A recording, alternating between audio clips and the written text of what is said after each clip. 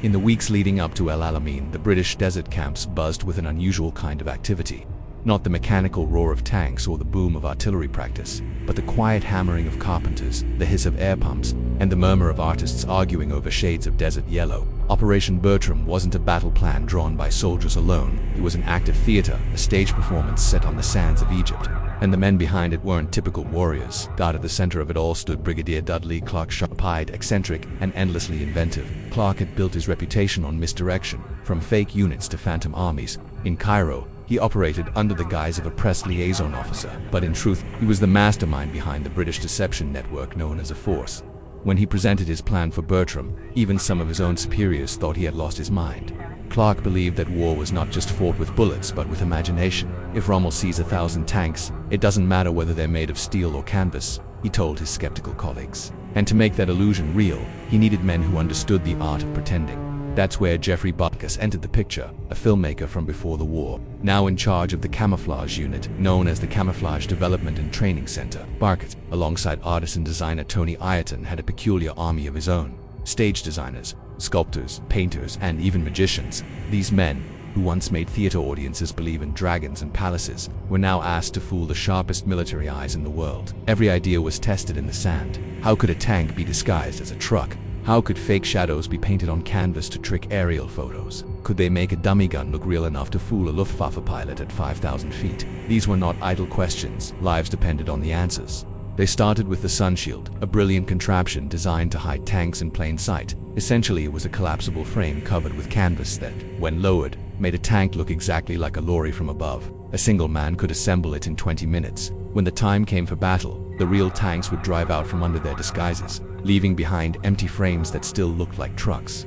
Then came the dummy tanks. Operation Cheese in earlier trials had proven the idea worked, and Bertram expanded it tenfold. Using wood, canvas, and scrap metal, they built hundreds of life-size replicas that could be carried by just a few men. Each was painted with shadows and oil stains to match the wear and tear of real armor. From the air, they were indistinguishable from the genuine article. At night, the deception teams worked like ghosts. Convoys of real tanks moved north under darkness, their tracks carefully swept away by men dragging palm fronds behind jeeps. In their place, the crews set up dummy tanks in the south. From dawn's first light, German reconnaissance planes flew overhead and photographed exactly what Clark wanted them to see. What looked like a huge armored buildup in the southern sector. To make it more convincing, fake supply dumps and pipelines were added. The pipelines were a stroke of genius. The British engineers laid down real-looking pipes, complete with fake shadows and water tanks, but they deliberately extended them only a few miles each night.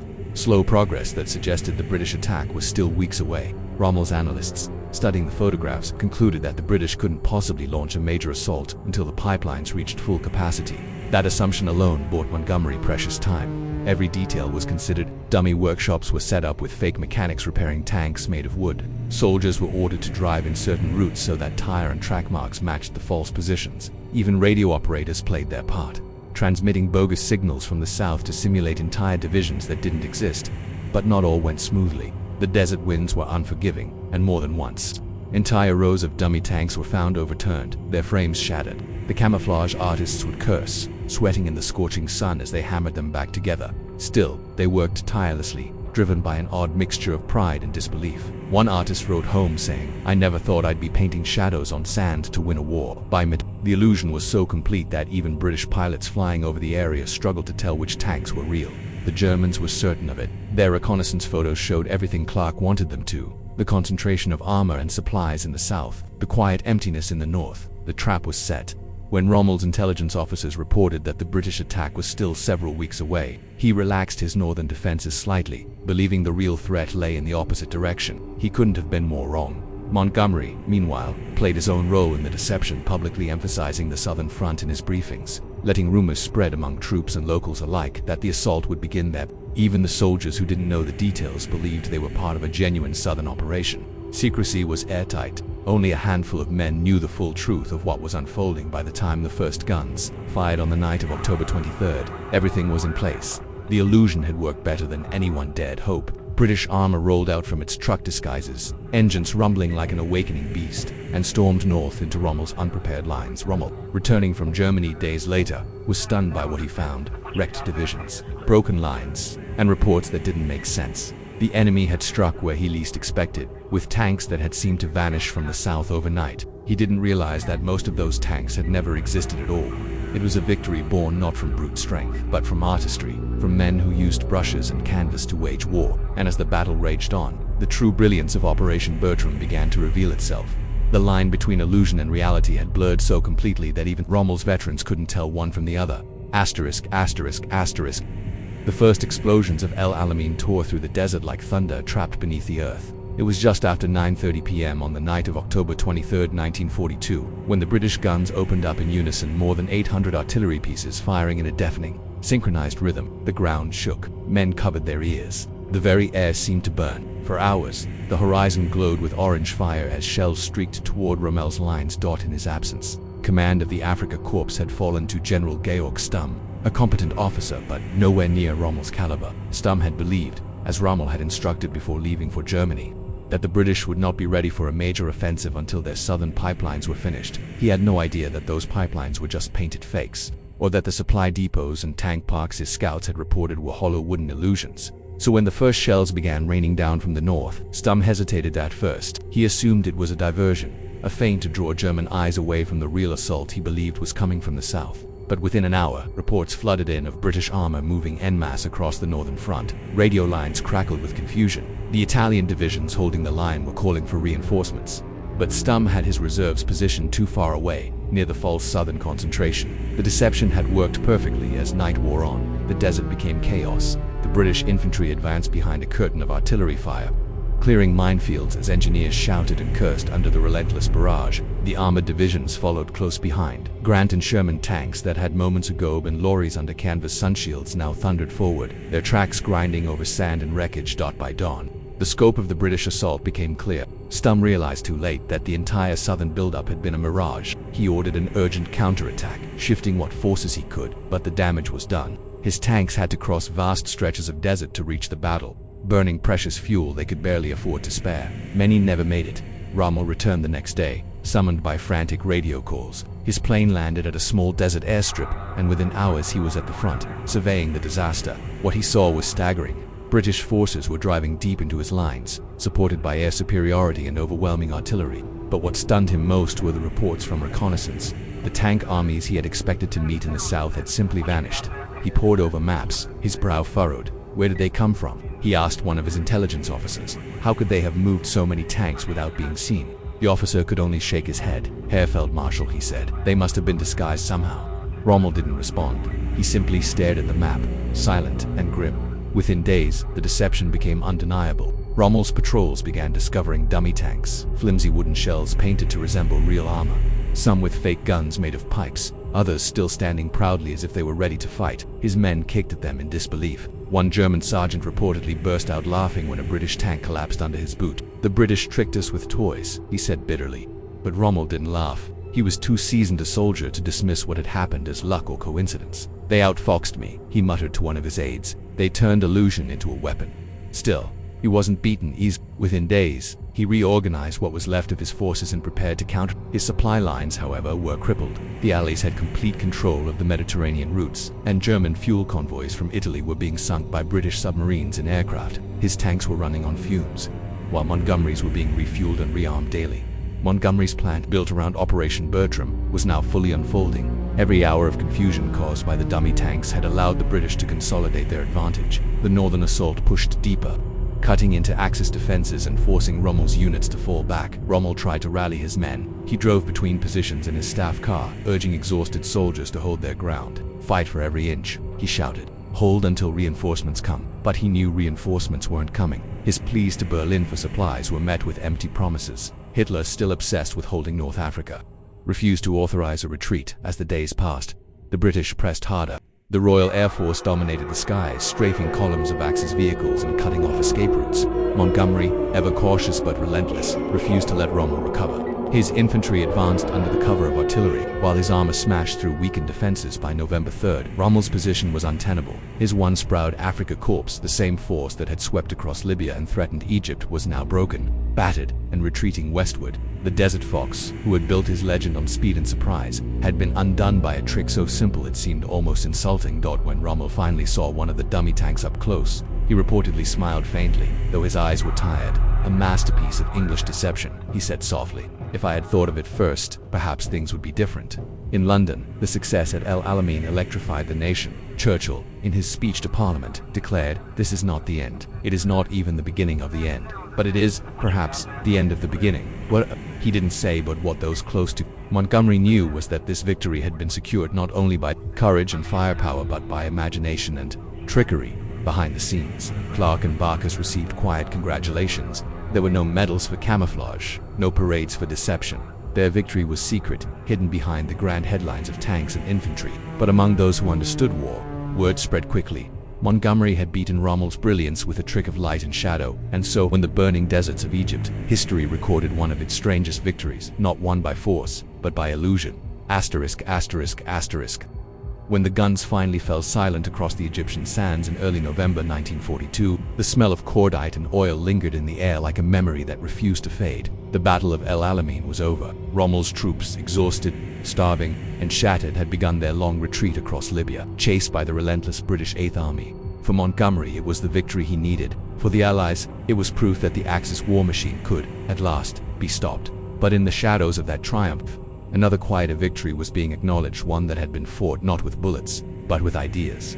Operation Bertram had worked far beyond anyone's initial imagination. The dummy tanks, fake pipelines, and bogus supply dumps hadn't just misled Rommel. They had rewritten the way warfare itself was understood. In London, the success was studied with fascination by the British War Office. They realized that deception could be as powerful as an entire division. Montgomery's victory wasn't only about his tactical genius or the courage of his men. It was about the minds behind the curtain, the artists, engineers, and illusionists who had crafted a war of shadows. Dudley Clark, the quiet, sharp-eyed brigadier who had designed the deception, that was now recognized privately as a master strategist. Officially, little could be said. His operations were classified, and his work depended on secrecy. Still, word spread among the intelligence community that Clark's techniques had turned the tide in North Africa. One intelligence officer later wrote, "We defeated Rommel with wood, canvas, and the imagination of a stagehand." After El Alamein, Clark's force began receiving unprecedented support. The British High Command realized they needed deception not just in Africa, but across every front of the war. Clark's team grew, pulling in magicians, sculptors, movie set designers, and even illusionists from London theaters. Their methods, born in the deserts of Egypt, who became the foundation for deception campaigns across the Mediterranean, Sicily, Italy, and eventually France. Meanwhile, Jeffrey Barker's and Tony Ayaton's Camouflage Development and Training Center, the group that had turned the desert into a theater stage, became a model for other Allied units. Their use of paint, light, and shadow inspired new ideas. Ayrton, the artist, often joked that they had fooled a fox with a paintbrush, referring to Rommel's nickname. But in truth, they had done something extraordinary. They had proven that art could kill as effectively as artillery. Rommel, retreating westward, was haunted by the defeat. In his private notes, he admitted that the British deception at El Alamein had been flawlessly executed. He had relied on reconnaissance photographs, the same method that had brought him victory in countless battles before, and yet this time, it had betrayed him. His scouts had reported exactly what they saw, but what they saw had never been real. It aided him. The Desert Fox had been outsmarted by men who never fired a shot on Cairo, where the planning had begun months earlier. Clark's office continued its work in silence. He and his officers dissected what had gone right and what could be done even better. They learned that the key to deception was not just building fake equipment, but building believable narratives. Bertram had succeeded because every illusion supported a larger story. The British were building up in the south. The false tanks, the pipelines, the supply routes, they all told the same lie. It wasn't one trick. It was a symphony of falsehoods, perfectly in tune. From those lessons, Clark and his team developed what they called total deception, a doctrine that combined camouflage, misinformation, and psychological warfare into one weapon. This would later become the foundation of the greatest deception in modern history, Operation Bodyguard, which paved the way for D-Day. When Allied forces prepared to invade France in 19, they used Clark's principles on a colossal scale. Inflatable tanks, dummy landing craft, fake radio transmissions, and phantom armies were all used to convince the Germans that the invasion would happen at Calais instead of Normandy. The success of that plan, known as Operation Fortitude, saved thousands of lives and ensured the landings could proceed with minimal resistance. It was, in many ways, Bertram reborn. Historians would later draw a direct line from El Alamein to Normandy. The same imagination that fooled Rommel in the desert would later fool Hitler on the French coast. Clark himself remained humble about his legacy. When asked after the war about the secret of his success, he simply said, "The enemy will always believe what he wants to believe. Our job was to help him do so." In the years that followed, Operation Bertram became a case study in military academies worldwide. It taught future generals that deception was not cowardice, it was strategy in its purest form. It proved that wars were not won by strength alone, but by creativity, timing, and nerve. Back in Egypt, long after the war ended, the desert slowly reclaimed its secrets. The wooden dummy tanks rotted under the sun, the canvas pipelines tore and vanished into the sand. But every grain of that sand carried a story of soldiers who fought with paintbrushes instead of rifles, and of a stupid idea that changed the course of history. When veterans of the 8th Army gathered years later to remember El Alamein, they spoke mostly of courage, hardship, and loss. Yet, among them, a few remembered the quiet men who worked at night, hammering, painting, building illusions under the moonlight. One old sapper who had helped assemble the dummy tanks summed it up best. "We didn't have much steel, but we had plenty of brains. And in the end, that's what beat Rome." After the dust of El Alamein settled and the Axis armies began their desperate retreat across Libya, the true significance of what had happened in those Egyptian sands started to ripple through the Allied command. It wasn't just that Montgomery had beaten Rommel, it was how he had beaten him. A battle that should have been fought with blood and steel had instead been won through illusion, misdirection, and nerve. And the man who had turned deception into a weapon, Brigadier Dudley Clark, was already looking ahead to new fronts where trickery could change the course of the war again. Clark's a force, operating quietly out of Cairo, became the nerve center of Allied deception. It was a strange mix of soldiers, artists, and spies, men who wore uniforms but thought like playwrights. The lessons of Operation Bertram became their holy book. Clark often told new recruits, "You can't make the enemy see what isn't there unless you first make him want to see it."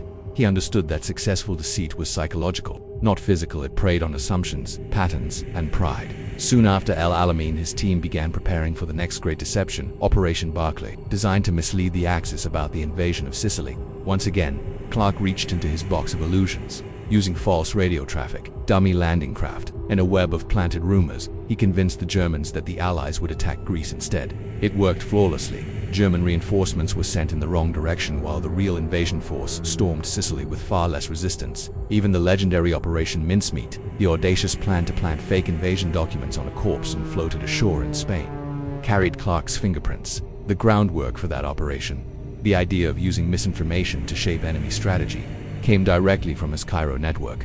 What began in the sand dunes of Egypt had evolved into a global art form of deception. Meanwhile, in London, the newly formed London Controlling Section, working closely with Clark's ideas, was preparing for the greatest misdirection in military history, Operation Bodyguard, the deception umbrella for the 1944 D-Day invasion. The Allies now had the resources, the experience, and the confidence to attempt something on a scale the world had never seen. Using Clark's principles, they created entire phantom armies, inflatable, tanks-filled English fields. Fake aircraft and wooden landing craft dotted the coastline. Radio operators transmitted the chatter of divisions that didn't exist. General George Patton, charismatic and famously aggressive, was even assigned to command a fictitious 1st U.S. Army group based in southeast England to make the deception more believable. When the German High Command studied their reconnaissance photos, they saw what they expected to see.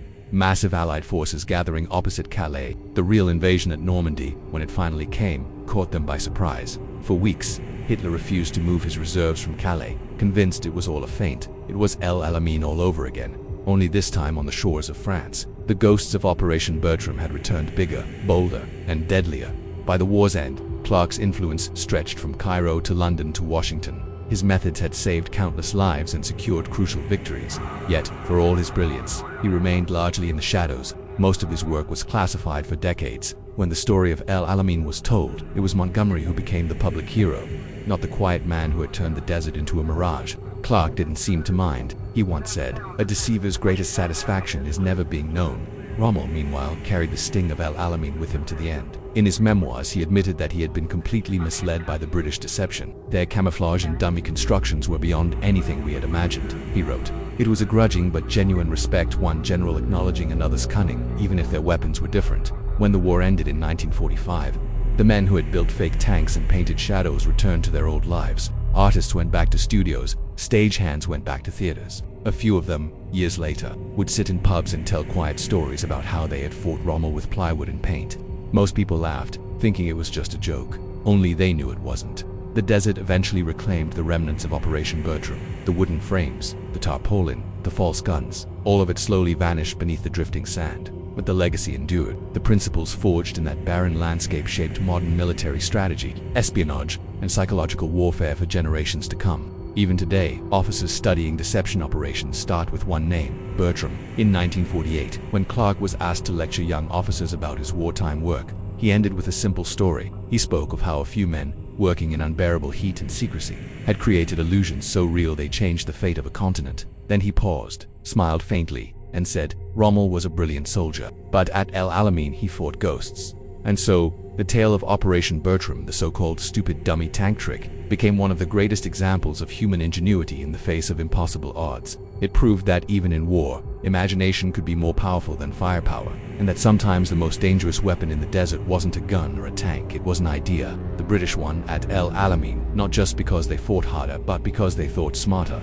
In the end, it wasn't the roar of engines or the crash of artillery that decided the battle. It was the quiet brilliance of a handful of men who turned shadows into soldiers and made the desert fox chase ghosts until his army broke. That is how one general's stupid dummy tank trick cheated Rommel and changed the very meaning of warfare forever. ****.